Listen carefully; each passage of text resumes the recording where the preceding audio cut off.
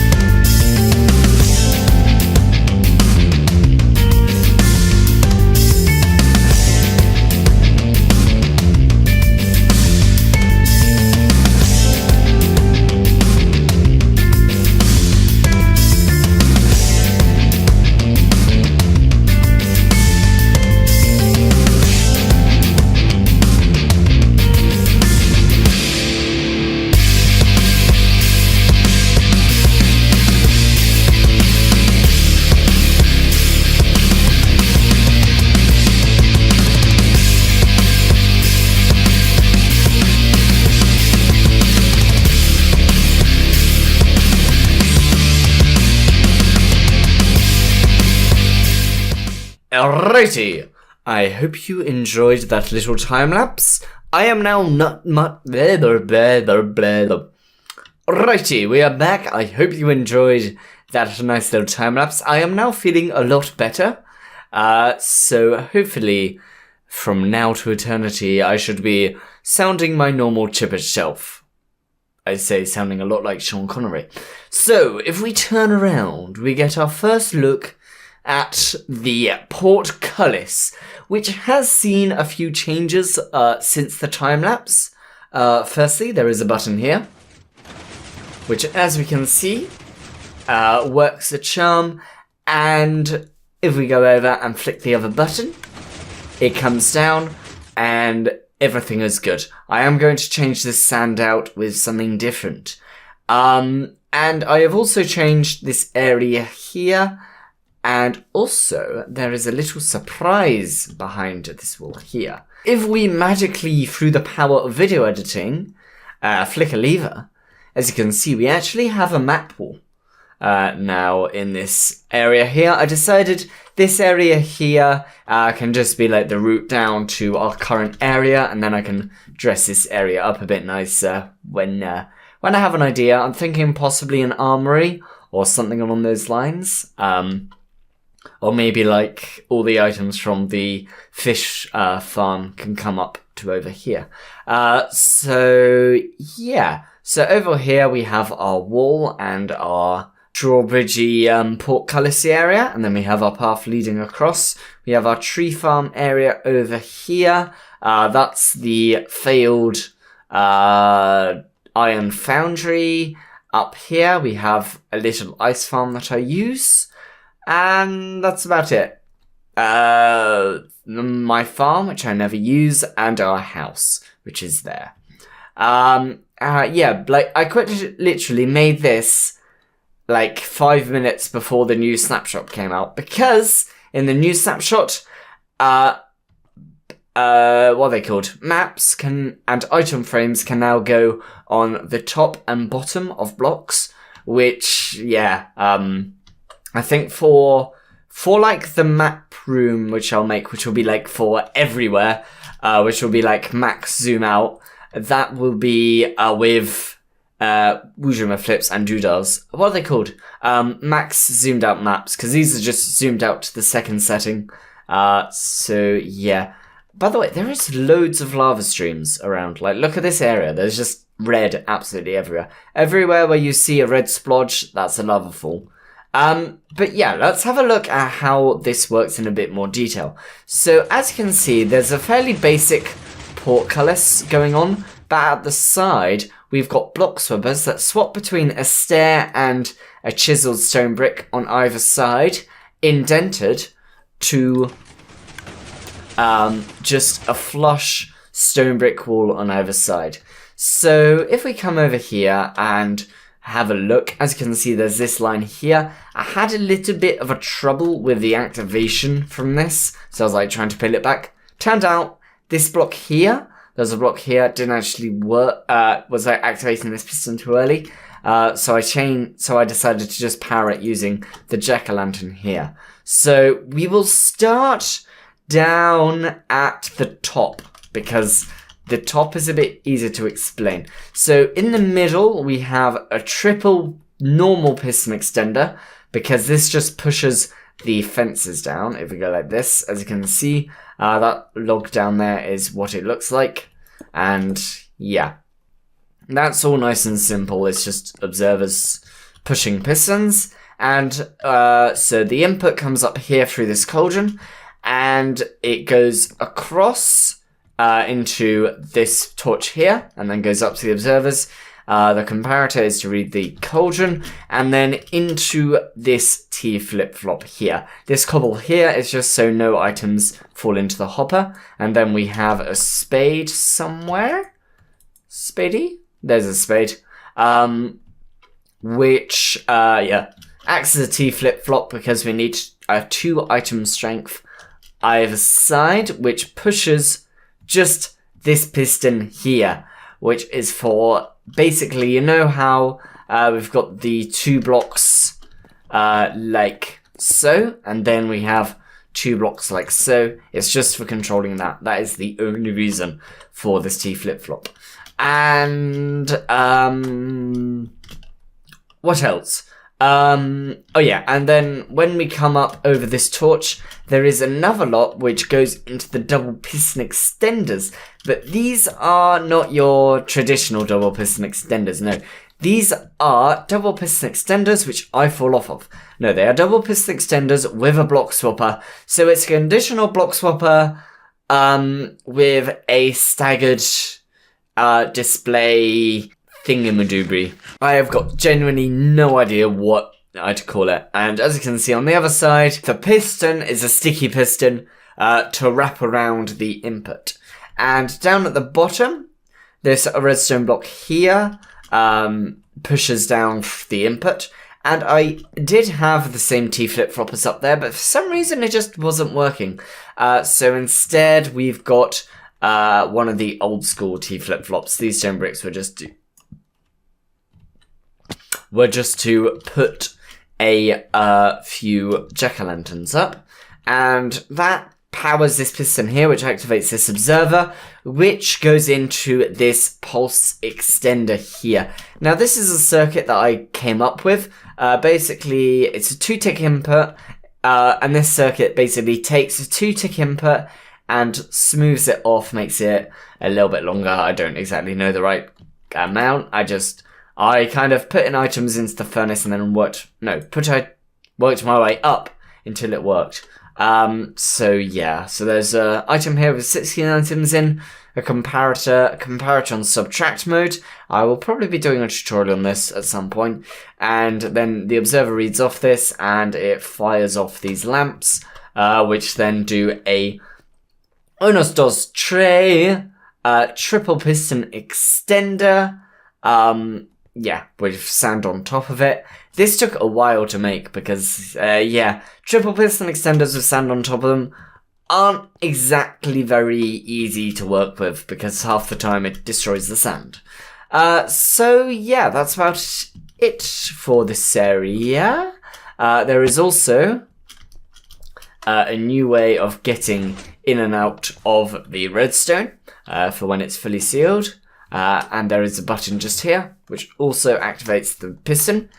And yeah, that's about it. I am really happy with how this has turned out. And we'll have a little look at just this area here.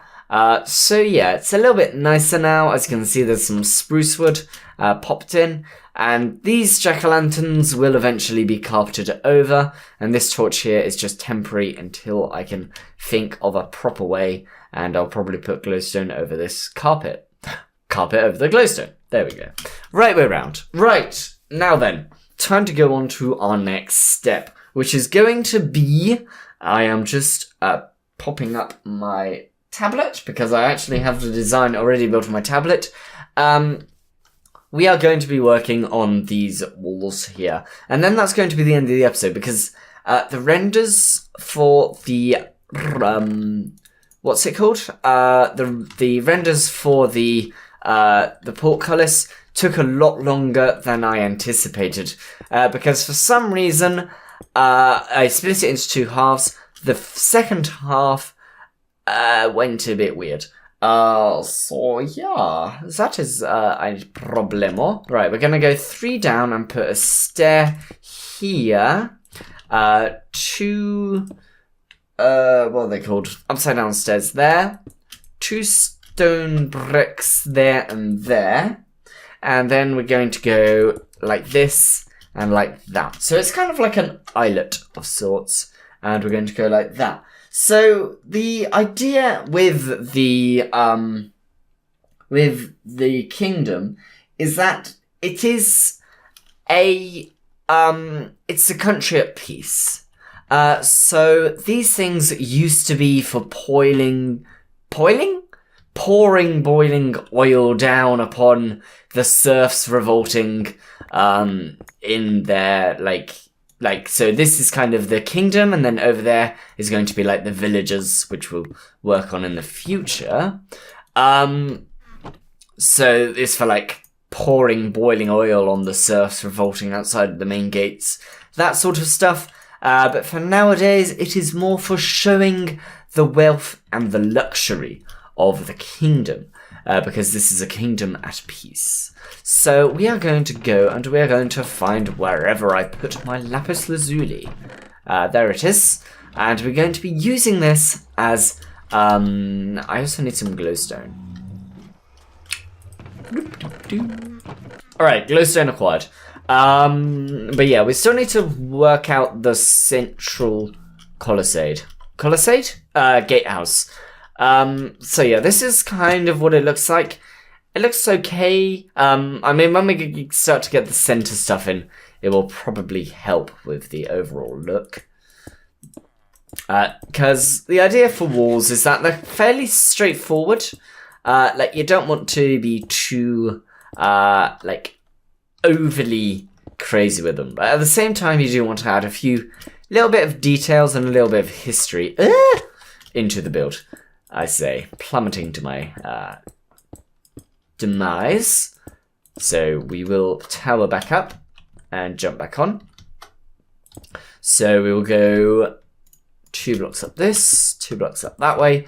And yeah, the other thing I was going to talk about. So I think we're going to have like a central tower around this redstone here, just to act as like a lookout. And yeah, I'll probably add some like outer detailing on that area to make it look a bit more like it's like got the mechanisms for use for bringing up the gatehouse. So yeah, right. So glowstone there, filler block, and then 2 lapis like so. And I am considering putting grey glass here and here, because this wall will actually be knocked back. I'm not going to do it today though, because like I said, time has got the better of me, because rendering took like 2 days in total. I should probably have a play around with the settings and try and make it a bit better. Otherwise, the video will take absolutely forever. So yeah, that's something I'm gonna have to consider. So that will do that for now, and I think I will probably have like a one block gap here, and then an iron trapdoor here. I'm slightly riffing here because I've got really no idea. So then it's like the defenders. I'm having a few ideas here. Do I have any wood? No, let's go and get some wood. We'll do this one as well.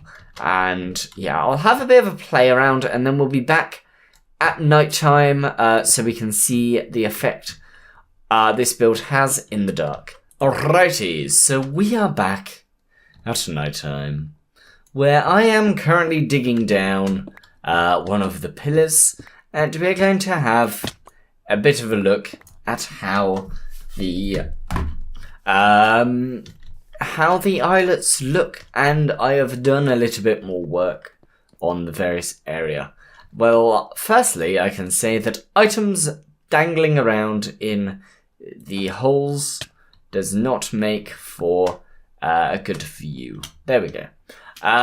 So yeah, it's a start.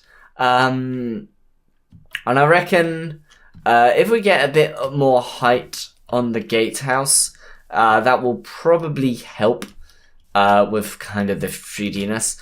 And I mean, if we add like, because I think we'll have like islet there, but then it actually goes forward and up, will probably work quite nicely.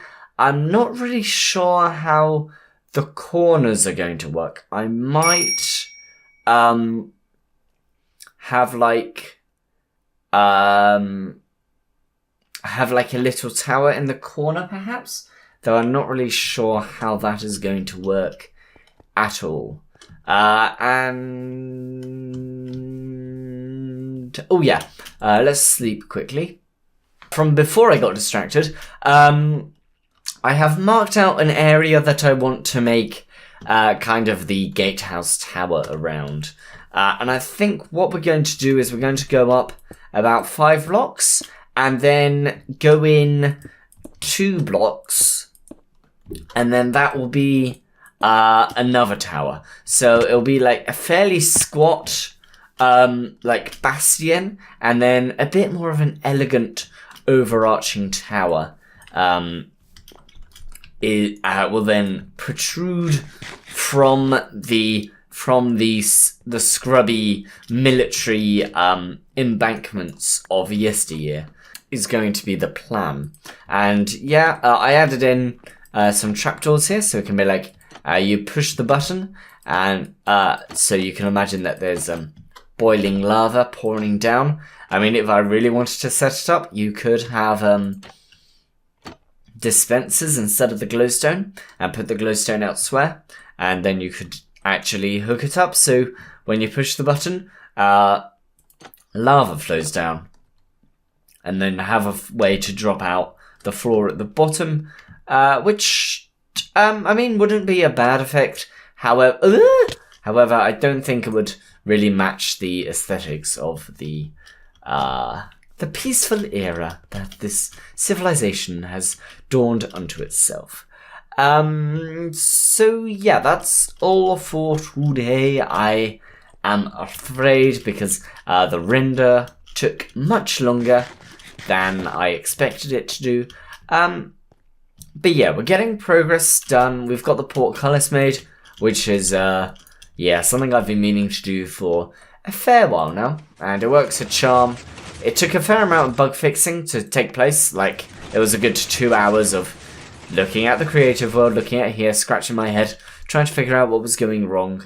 Yeah, so that had to happen. And I also want to build a little hallway to go over and emerge this area out. So we're going to have to terraform this rather lovely thing, this rather lovely one wide 3x3 I found online. I will try to credit the maker if I can find it. It's a very lovely little 3x3 I found. And yeah, next episode we will be tackling the Ocean Monument, which I have actually already done. It's just I have got about 10 hours of what's it called? Of replay mod footage to render. So I was planning on getting that video out on Sunday, but after just having an hour of footage taking 2 days to render for this episode, it may take a little bit longer, though we shall see. Thank you very much for watching. I hope you enjoyed, and I shall see you in the next video. Take care. Bye bye.